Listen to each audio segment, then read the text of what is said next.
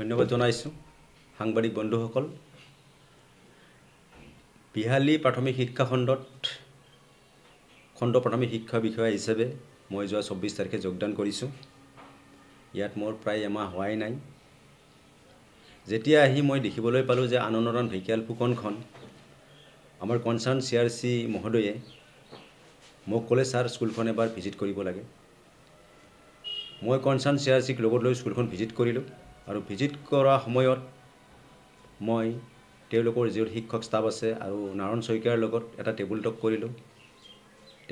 ল'ৰা ছোৱালীৰ লগত শৈক্ষিক দিশৰ ওপৰত মই ট্ৰেনজেকশ্যন কৰিলোঁ। দেখিবলৈ পালোঁ বিদ্যালয়ৰ যিবিলাক গাইডলাইন নীতি নিয়ম, এই নীতি নিয়মবিলাক তেখেতে ফ'ল' কৰা নাই, অনুসৰণ কৰা নাই, যাৰ ফলত বিদ্যালয়খন বিপথে পৰিচালিত হোৱা যেন মোৰ লাগি আছে।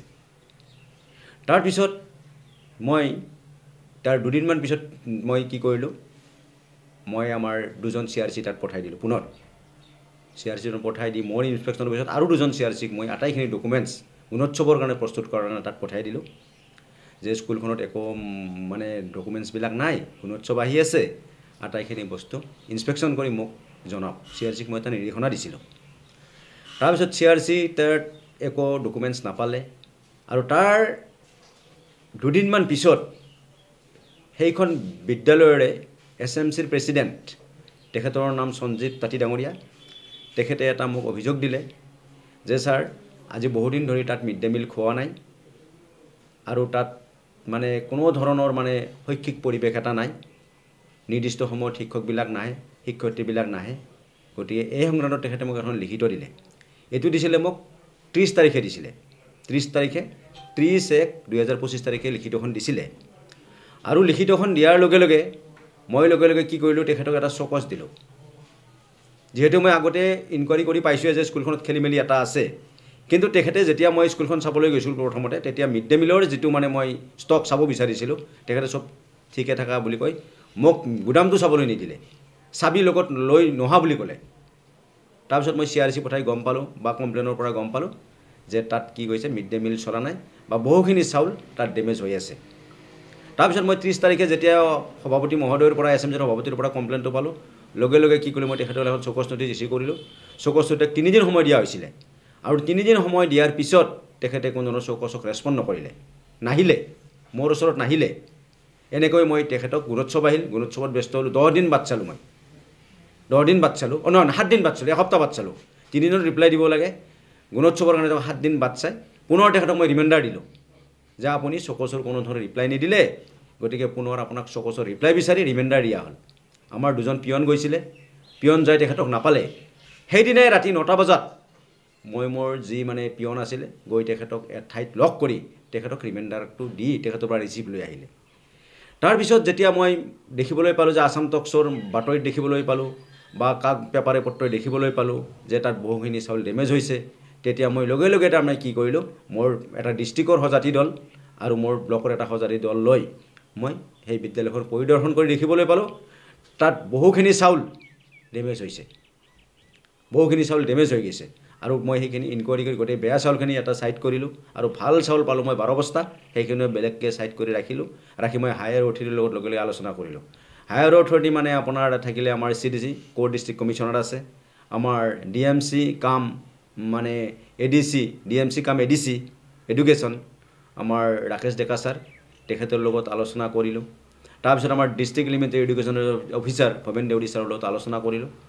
কৰি গোটেইখিনি তদন্ত কৰাৰ পিছত যিহেতু এই ঘটনাটো আচলতে ভাল হোৱা নাই বা কাগজে পত্ৰ এইটো আচলতে প্ৰচাৰ হৈছে, তেতিয়া আমি গোটেইকেইটাই আলোচনা কৰি কি কৰিলোঁ, তেখেতক এটা FIR দিয়াৰ ব্যৱস্থা কৰিলোঁ।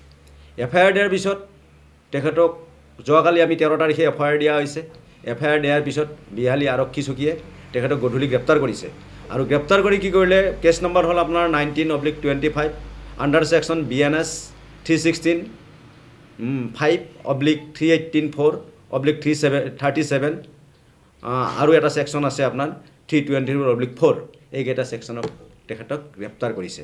গ্ৰেপ্তাৰ কৰি ইতিমধ্যে তেখেতে কি কৰিছে, কেছটো ৰেজিষ্টাৰ কৰিছে নে কৰা নাই মই এতিয়ালৈকে গম পোৱা নাই। ৰেজিষ্টাৰ হৈছে, ইতিমধ্যে কেছটো ৰেজিষ্টাৰ হোৱা বুলি গম পাইছোঁ। ইতিমধ্যে তেখেতে বিহাৰী আৰক্ষী চকীতে আছে বুলি মই জানিবলৈ পাৰিছোঁ। আৰু আজি আজি হ'ল 14 তাৰিখ আজি 14 তাৰিখে পুনৰ মই আমাৰ ডিষ্ট্ৰিক্ট কমিশ্যনাৰ আমাৰ ধ্ৰুৱজ্যোতি দাস ছাৰক লগত লৈ আৰু আমাৰ কি এইটো আপোনাৰ মানে বৰগাং মানে আউটপোষ্টৰ আৰক্ষী বিষয়া মহোদয়নিক লগত লৈ আমি পুনৰ আজি পৰিদৰ্শন কৰিলোঁ আৰু তাৰ পিছতে মই কি কৰিলোঁ তেখেতক যি প্ৰধান শিক্ষক আছিলে মানে নাৰায়ণ শইকীয়াক মই ভাৰবেলি তেখেতক হেডমাষ্টাৰৰ পৰা আঁতৰাই দি যিজন নেক্সট ছিনিয়ৰ টিচাৰ আছিলে স্কুলখন চোৱা চিতাৰ কাৰণে দায়িত্ব দিছোঁ আৰু মিড ডে মিল পৰিচালনা কৰাৰ কাৰণে তাত কেইজনমান ব্যক্তিক দায়িত্ব দি ইতিমধ্যে কাম কাজ ভালদৰে চলি আছে আজি মই চাই আহিলোঁ আৰু এই কথাটো মই গম পাইছিলোঁ ইতিমধ্যে আমাৰ মানে অফিচ ষ্টাফৰ পৰা গম পাইছোঁ যিহেতু মই আপোনালোক বাৰে পাইছোঁ নতুনকৈ আহিছোঁ মই ষ্টাফত ইনকুৱাৰী কৰি গম পালোঁ নাৰায়ণ শইকীয়া ডাঙৰীয়াই যোৱা 23 চনত নে 24 চনত GPFৰ বিল এখনত কি কৰিছিলে আমাৰ ব্লক অফিচাৰ মানে নৱৰত্ন কাকতিৰ চহী জাল কৰি তেখেতে এখন বিল মানে পাছ কৰাব বিচাৰিছিলে কিন্তু তৎক্ষণাত তাৰমানে ট্ৰেজাৰীত ধৰা পৰি গ'ল ধৰা পৰি যায় তেওঁ তাত তাৰমানে ব্যতিব্যস্ত হ'ল পৰিচালনা সমিতিৰ সভাপতিৰ কিবা সহি জালি বা এনেকুৱা ধৰণৰ কিবা ঘটনা এইটো মই কালি গম পালোঁ যে মানে যোৱা মানে আপোনাৰ 24 বৰ্ষত তেখেতে মানে আচৰিত নাভুজ নাচুৰ কাহিনী মোৰ দেন মানে 5 লাখ ৰুপিজ মানে মোৰ দেন 5 লাখ টকা তেখেতে মানে কি বেংকৰ পৰা তাৰমানে উলিয়াইছে আৰু এই টকাবিলাক আসলে চৰকাৰী টকা আমি ভেণ্ডৰক দিব লাগে ভেণ্ডৰত থৈ দি আমি মানে কৰিব লাগে তেওঁ কি কৰিছে কোনো ভেণ্ডৰক দিয়া নাই এইটো সভাপতিৰ চহী জাল কৰিছে নে নিজে কৰিছে তেওঁ মানে যোৱা বৰ্ষত তেখেতে মোটামুটি 5 লাখ টকা নিজৰ ব্যক্তিগত কামত খৰচ কৰা হিচাপে আমি